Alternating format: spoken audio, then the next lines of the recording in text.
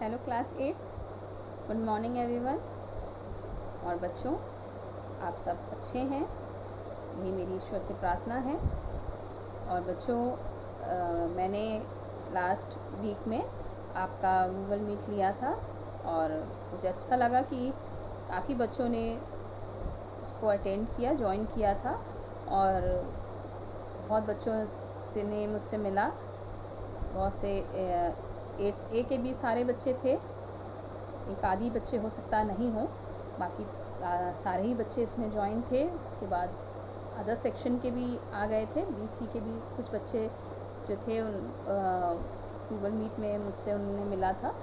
तो बहुत अच्छा लगा मिल के बच्चों, और अच्छा लगा कि तुम लोग वीडियो देख रहे हो और जब बातों को सुनते हो बच्चों तुम लोग, तो बहुत अच्छा लगता है। तुम लोग की तरफ से जब अच्छा रिस्पांस मिलता है तो बहुत अच्छा लगता है कि हाँ, हम टीचर्स जो भी मेहनत कर रहे हैं या पढ़ा रहे हैं तो वो आपको समझ में आ रहा है, तो बहुत अच्छा लगता है इस चीज़ से। तो इस चीज़ के लिए मैं आपको बहुत खुश हूँ इस चीज़ के लिए कि बच्चों आप पढ़ भी रहे हैं, क्लासेस वीडियो भी देख रहे हैं और आप समझ भी रहे हैं। तो इसी तरह से मैं आगे भी, जैसे कि हम लोग का फर्स्ट चैप्टर कंप्लीट हुआ था और उसके बाद मैंने आपका गूगल मीट लिया था, जिसमें कि मैंने आपको और भी उसमें गूगल मीट में मैंने और भी अच्छे से आपको समझा दिया था। तो मुझे उम्मीद है कि आपको अच्छे से समझ में आ गया होगा। अभी आज हम लोग का सेकंड चैप्टर हम लोग शुरू करेंगे, जो है भारत में अंग्रेज़ी राज की स्थापना। अभी तक हम लोगों ने देखा था कि किस तरह से यूरोपीय जो थे, किस तरह से उनका भारत में आगमन हुआ, किस तरह से वो भारत में आए। और अब हम लोग क्या देख रहे हैं, किस तरह से वो भारत में आए थे और किस तरह से उन्होंने व्यापार किया था। अब हम लोग क्या देख रहे हैं कि भारत में अंग्रेज़ी राज की स्थापना किस तरह से हुई थी। तो जैसे कि हम लोग ने अपने लास्ट चैप्टर में हम लोगों ने पढ़ा था कि किस तरह से यूरोपी जो थे वो भारत में अपना व्यापार करने के लिए आए थे। तो जब यूरोपी भारत में व्यापार करने के लिए आए थे तो उसके साथ ही साथ अंग्रेज़ और फ्रांसीसी भी अलग अन्य देश थे जो भारत में व्यापार करने के लिए वो आए थे उसके बाद ही।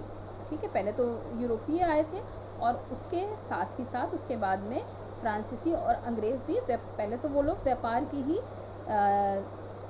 दिमाग में व्यापार की ही सोच लेके उन लोग भारत में आए थे, पर उन्होंने क्या किया था, लेकिन धीरे धीरे भारत में उन्होंने अपना राज्य स्थापित कर लिया था।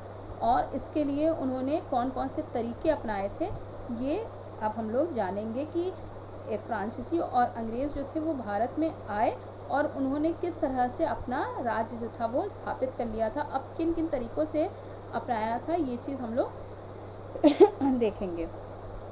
ठीक है, तो 18वीं शताब्दी में मुग़ल साम्राज्य की शक्ति जब क्षीण हो गई थी, क्षीण मतलब कमज़ोर हो गई थी।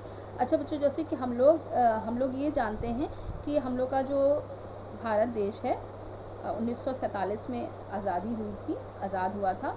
और उससे पहले का अगर हम लोग जानते हैं तो हम लोग ये जानते हैं कि हम लोग के देश में अंग्रेज़ों का शासन चलता था ना। अंग्रेज़ों का जो नियम कानून है, जो भी रूल रेगुलेशन है, सब अंग्रेज़ों का हुआ करता था, ये हम लोग को मालूम है। मगर अगर हम लोग और पहले की बात करें तो पहले के समय में अगर हम लोग हिस्ट्री पढ़ रहे हैं, हिस्ट्री देख रहे हैं, तो हम लोग क्या देखते हैं कि इस सन से इस सन में इनका साम्राज्य चला, इनका शासन चला। और अलग अलग राजाओं के अलग अलग लोगों के नाम हमें पता चलते हैं हिस्ट्री से कि इनका शासन इतने से इतने समय इनका शासन चला, इनका चला। अंग्रेज़ फिर बाद में आए थे, पहले मुग़ल साम्राज्य का इन लोग का शासन जो है वो चला था। तो हम 18वीं शताब्दी की बात कर रहे हैं। 18वीं शताब्दी में मुग़ल साम्राज्य का जो शासन था वो चल रहा था।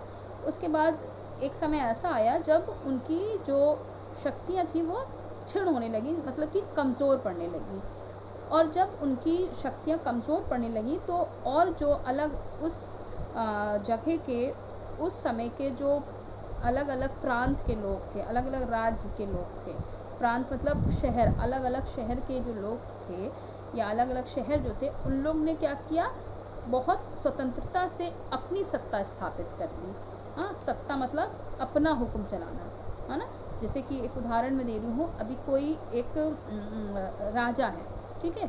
अब कोई राजा अपने कोई जो राजा है, जो उसका शासन जो है इस समय पूरा चल रहा है, ठीक है।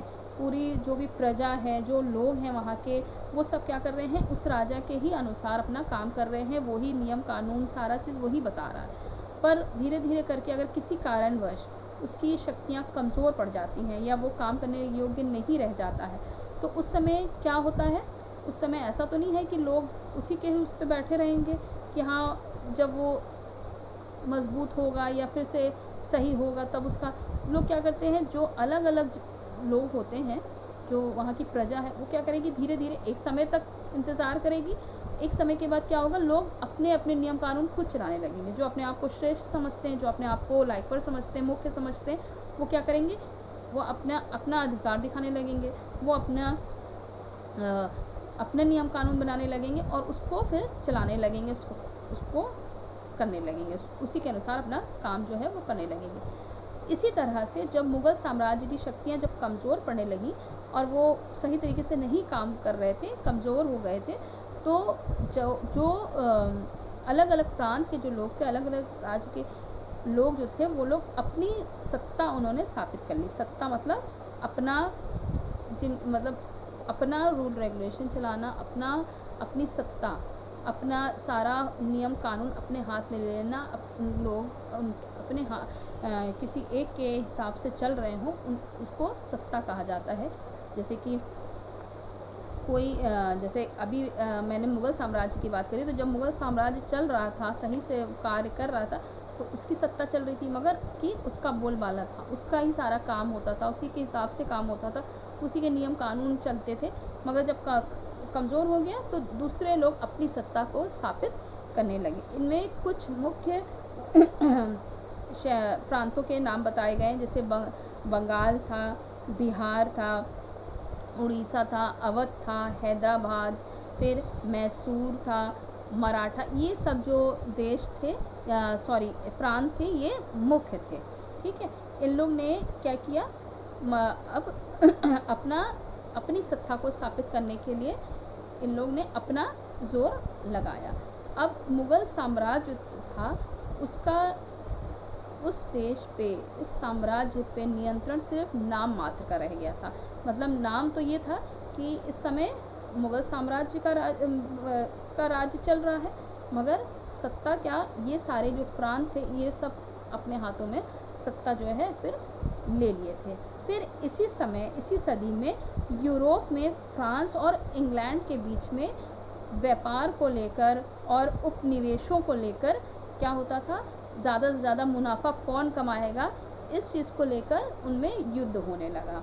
इसी समय जब भारत में 18वीं शताब्दी की बात बताई जा रही है कि जब मुग़ल साम्राज्य की शक्तियाँ कमज़ोर पड़ने लगी और ये अलग अन्य प्रांत जो थे, उन्होंने अपना कब्ज़ा, अपना सत्ता स्थापित कर लिया था, अपना अधिकार जमा लिया था, तो उस समय इसी सदी में यूरोप में फ्रांस और इंग्लैंड जो थे, वो लोग क्या कर रहे थे, आपस में युद्ध कर रहे थे। किस चीज़ को लेकर, उपनिवेशवाद को लेकर और व्यापार को लेकर। उन लोग क्या कर रहे हैं, आपस में युद्ध कर रहे हैं कि कौन ज़्यादा मुनाफा कमाएगा, किसको ज़्यादा मुनाफा होना चाहिए, कौन मुनाफा ज़्यादा। और ये जो युद्ध थे, ये लड़ाइयाँ जो थी, वो निरंतर कई वर्षों तक चलती ही रही। फिर इसके बाद यहाँ तक कि इंग्लैंड और फ्रांस के जो राजा थे, जिनके बीच युद्ध हो रहा था, वो बहुत मतलब पैसे वाले अमीर देश थे। अमीर का मतलब बहुत मजबूत, हाँ, जिनके पास पैसा है, अमीर हैं, तो वो देश मजबूत देश हो जाता था। यही किसी के पास ये पैसा है तो वो क्या करेंगे, वो ज़्यादा से ज़्यादा अपनी सत्ता अपने हाथ में ले लेंगे, ज़्यादा से ज़्यादा उनके पास सैनिक होंगे, ज़्यादा से ज़्यादा काम करने वाले, ज़्यादा उनका अधिकार, हर जन पे अधिकार कर लेंगे, क्योंकि उनके पास उतना पैसा है कि वो हर चीज़ को ख़रीद सकते हैं। तो वो हर तरह से मजबूत होते जा रहे हैं। तो इसी तरह से इंग्लैंड और फ्रांस जो थे, वो युद्ध तो कर रहे थे एक दूसरे को नीचे करने के लिए, मगर वास्तव में दोनों देश जो थे, ये आपस में अमीर देश थे और इतना था कि इनका अपने देश में इनका बोलबाला चलता था, यानी कि अपना इनकी हुकूमत पूरी चलती थी। और उसके इतना मतलब वो अमीर थे कि वहाँ के जो भी राजा हुआ करते थे वो अपनी कंपनियों को पूरा पूरा समर्थन करते थे। इस देश के जो भी राजा हुआ करते थे वो इतने अमीर और इतने अधिक पावरफुल होते थे कि वो लोग वहाँ के जो राजा होते थे उनके भी पूरा समर्थन करते थे और उसके साथ साथ उनकी मदद करते थे, चाहे वो आर्थिक रूप से हो, चाहे वो अपने सेना को भेजकर या किसी तरह की मदद करके वो पूरी उनसे मदद जो है उनकी किया करते थे। अब व्यापार और उपनिवेशों के लिए वो मुनाफा कमाने के लिए युद्ध करते थे। व्यापार तो आपको समझ में आता है कि व्यापार क्या होता है, व्यापार बिजनेस करना। अब उपनिवेशवाद क्या है? उपनिवेशवाद जो होता है वो एक देश, अब जैसे कि एक देश है और एक देश इंग्लैंड है और दूसरा देश क्या है, भारत है, ठीक है। अब एक देश दूसरे देश पर अपना अधिकार जब स्थापित कर लेगा तो पहला जो देश है वो दूसरे देश को अपना सारा अधिकार उस पर स्थापित कर लिया है, वो ज़्यादा मजबूत है, चाहे वो आर्थिक रूप से हो, चाहे सेना हो उसके पास ज़्यादा या ज़्यादा उसके पास जो औजार होते हैं, जो भी तरह से अगर वो ज़्यादा ताकतवर है, पावरफुल है, मजबूत है, तो वो अपनी सारी सत्ता, अपनी सारा अधिकार जो है वो दूसरे देश पर स्थापित कर लेता है। अब पहला देश जो है उसका दूसरा देश है वो पहले देश का उपनिवेशवाद बन जाता हैगा। उपनिवेशवाद मतलब कि गुलाम सा बन जाता हैगा। अब तो पहला जो देश है या राज्य है, अगर हम देश की बात करें या राज्य की बात करें, जो पहला राज्य है वो दूसरे राज्य का सर्वोपरि प्रमुख हो जाता है। मतलब कि जो पहला है वो उसका अधिकार पूरा हो गया है, वो ही अपना अधिकार दिखा रहा है, सारा नियम कानून वही चला रहा है, तो सर्वी सर्वा जो है वो पहला राज्य हो गया। दूसरा राज्य जो है वो सारा जो भी पहला राज्य जो भी नियम कानून निकालेगा, जो भी काम करेगा, तो दूसरा राज्य जो है वो उसके नीचे ही रहेगा, वो उसके ही पहले राज्य के ही नियम कानून के ही अनुसार वो अपने राज्य को काम करवा पाएगा या व्यतीत कर पाएगा। तो इस तरह से जो दूसरा राज्य जो है वो पहले राज्य की क्या हो गया, नीचे हो गया, और उसके साथ ही साथ पहले राज्य का वो उपनिवेशवाद भी हो गया। ठीक है, तो इसका मतलब उपनिवेशवाद मतलब समझ में आ गया आपको बच्चों। एक तरह से गुलाम भी कह सकते हैं इसको, मगर अब एक राज्य दूसरे राज्य पर अपनी सारी सत्ता, अपने सारा अधिकार जब स्थापित कर लेता है और उसी के अनुसार उसको अपना जो भी उसका राज्य है, जो भी उसके कार्य हैं, जो भी उसके नियम कानून, सब उसके पहले राज्य के अनुसार उसको बिताना होता है। तो यानी कि दूसरा राज्य जो है वो पहले राज्य का उपनिवेशवाद बन गया। अब इस तरह से जो मुख्य देश होते हैं, मुख्य राज्य होते हैं जो उपनिवेशवाद बनवा लेते हैं, वो क्या होते हैं, जो उपनिवेशवाद राज्य होते हैं वो केवल एक संसाधन बन के रह जाते हैं, मतलब केवल एक साधन के रूप में उनके रह जाते हैं कि अब वो इस्तेमाल करेंगे। जो पहला राज्य है जो कि ऊपर है, वो जो दूसरा जो उपनिवेशवाद राज्य है उसको क्या कर रहे हैं, इस्तेमाल कर रहे हैं। अब वो केवल एक साधन मात्र रह जाते हैं, अब वो उनको इस्तेमाल करेंगे, वो उनको बताएंगे, और इस तरह से जो पहला मुख्य राज्य है, मुख्य देश है, वो क्या करता है, उन्नति की ओर बढ़ता चला जाता है, और दूसरा राज्य जो है वो अब उन्नति की ओर क्या होता जाता है, गिरता जाता है। हाँ, इसका मतलब आपको समझ में आ गया होगा कि पहला राज्य, जैसे मैंने आपको बताया, ये एक पहला राज्य है और ये दूसरा राज्य है। ठीक है, या देश मान लें या राज्य मान लें, ये पहला राज्य है और ये दूसरा राज्य है। पहला राज्य ज़्यादा पावरफुल है, उसके पास चाहे पैसे हों, चाहे हर तरह से वो ज़्यादा स्ट्रॉन्ग है, मजबूत है, तो वो क्या करेगा, वो इस राज्य के ऊपर अपनी सत्ता जो है वो स्थापित कर लेगा, अपने सारे जो भी उसकी अधिकार हैं वो स्थापित कर लेगा। अब जो दूसरा राज्य है, यानी कि ये नीचे आ गया, अब ये नीचे है, तो इसका मतलब ये दूसरा राज्य ये है और पहला राज्य ये। दूसरा राज्य पहले राज्य के सारे नियम कानून को उसको मानना पड़ेगा, जो भी कार्य ये बताता है पहला राज्य, यानी कि मुख्य राज्य ये हो गया है।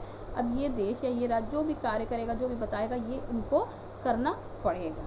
ठीक है, तो अब पहला राज्य का ये दूसरा राज्य जो है वो उपनिवेशवाद राज्य बन जाता है, उपनिवेश बन जाता है। ठीक है, और जब ये एक साधन मात्र है, केवल साधन है, इसको सिर्फ इस्तेमाल किया जा रहा है, ये अपना नियम कानून नहीं चला सकता, इसको सिर्फ इसके अनुसार काम करना है, तो क्या होता है, ये वाला जो पहला राज्य जो है वो उन्नति की ओर बढ़ता चला जा रहा है, और दूसरा जो कि अब उसके अंडर में काम कर रहा है, यानी कि वो अवुन्नति की ओर नीचे, क्योंकि उसका अपना कोई अस्तित्व नहीं, या अपना कोई वो हुक्म नहीं चला सकता है, इसलिए वो नीचे की ओर, अवुन्नति की ओर नीचे होता चला जाता है। अब हमारा पॉइंट है, भारत को अंग्रेज़ों ने अपना उपनिवेशवाद राज्य क्यों बना लिया। अब मैंने बताया कि पहले जब मुग़लों का समय चल रहा था, अब जब वो कमज़ोर पड़ने लगे तो धीरे धीरे अंग्रेज़ आए और उन्होंने अपना राज्य जो था वो स्थापित कर लिया, और क्या किया, भारत को अपना उपनिवेशवाद राज्य बना लिया। क्यों? क्योंकि किस तरह से उन्होंने इस्तेमाल किया है, ये चीज़ हम देखेंगे कि उपनिवेशवाद राज्य भारत को अंग्रेज़ों ने क्यों बना लिया। इंग्लैंड में एक औद्योगिक क्रांति के दौरान कारखाने लगाए गए थे, और अब इसमें भारत में क्या किया जाता था, कच्चा माल जो है वो बनाने का साधन रखा जाता था, और वहाँ से इंग्लैंड से जो कारीगर या जो भी लोग होते थे वो भारत से कच्चा माल उठाते थे और ले जाकर अपने देश में महंगा करके उन्हें बेचते थे। हम लोगों ने इससे पहले वाले जो चैप्टर हम लोग पढ़ा था उसमें भी मैंने बताया था कि जो बाहर के व्यापार के समय में जो विदेश के जो व्यापारी हुआ करते थे वो भारत आते थे और सीधे कारीगर के पास जाते थे, कारीगर से कच्चा माल उठाते थे। कच्चा माल जैसे मैंने बताया था, कोई भी चीज़ जो कि पूरी तरह से तैयार नहीं होती है। अब जैसे कोई भी कपड़ा है, सूती कपड़ा है, तो कपड़े के वहाँ जो मील वगैरह होती है जो कपड़े की, वहाँ से जाके उन्होंने या कारीगर से जाकर उन्होंने कपड़े तो उठा लिए, मगर कपड़ा अभी तैयार नहीं किया है। अगर कपड़ा उन्होंने जब ऐसे ही ख़रीदा है तो वो कम दाम में मिला, मगर उसी कपड़े को जाकर जब उन्होंने स्टिच करा लिया, सिलवा लिया और खूब अच्छा उसको तैयार कर दिया तो उसकी दाम जो है वो दुगना तिगना हो ही जाएगा। तो इस तरह से जो इंग्लैंड के या अंग्रेज़ हुआ करते थे वो लोग क्या करते थे, वो लोग भारत को सिर्फ एक कच्चा माल बनाने का एक साधन बनाना चाहते थे। वो लोग ये चाहते थे कि जो भी कच्चा माल यहाँ से उठाएं वो केवल पूरी तरह से तैयार ना हो पाए, वो कच्चा ही रहे और इन लोग यहाँ से ख़रीद लें, और ये लोग अपने देश में जाकर उसको पूरी तरह से तैयार करें और फिर उसको मुनाफे के साथ दुगने तिगने दाम में उसको बेचें या ख़रीदें। इस तरह से भारत को ऊंचे दाम से बेचना चाहते थे, और जिससे कि भारत में बुना कपड़ा यूरोप में बेचकर माला माल हो जाएं। अब इसके साथ ही साथ वो लोग क्या करते थे, यहाँ का जो भी कपड़ा होता था, और ये भी बात है जब वो लोग कच्चा माल लेते थे तो वो भी उन लोग महंगा बेच लेते थे। ऐसा नहीं है कि उन लोग को सस्ते में वो कर देते थे, उन लोग से लेते तो उन लोग से सस्ता थे, माल जब थे तो उनको सस्ता लेते थे, और जब उसको यूरोप में ले जाकर उसको बेचते थे तो वो लोग दुगने तिगने उस दाम में बेचते थे, जिससे कि उन लोग को बहुत प्रॉफिट होता था और लिखा इसमें से माला माल हो जाते थे। उसके बाद वे भारत में कई ज़रूरी फसलें उगाकर उन्हें दूर दूर बेचते थे, जैसे नील, पटसन, अफीम, गन्ना, चाय और कहवा। ये सारी चीज़ें आप जानते हो।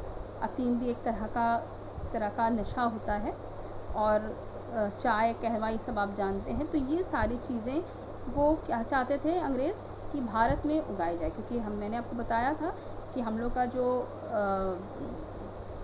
देश है, हमारा जो यहाँ का भारत देश है, यहाँ की जो मिट्टी है वो बहुत उपजाऊ है। हमारा जो देश है वो कृषि प्रधान देश है, और जो हमारे यहाँ की जिस तरह की उपजाऊ मिट्टी है वो और कोई देश की नहीं है। तो इसीलिए वो ये सारी चीज़ें जो हैं वो चाहते थे कि ये सारी चीज़ों की फसलें जो हैं वो भारत में उगाई जाएं और उन्हें यहाँ से ले जाकर बाहर अपने मुनाफे से ज़्यादा दाम लगाकर उसे बेचा जाए। इस तरह से कई चीज़ें जो हैं वो उन लोग ने करी।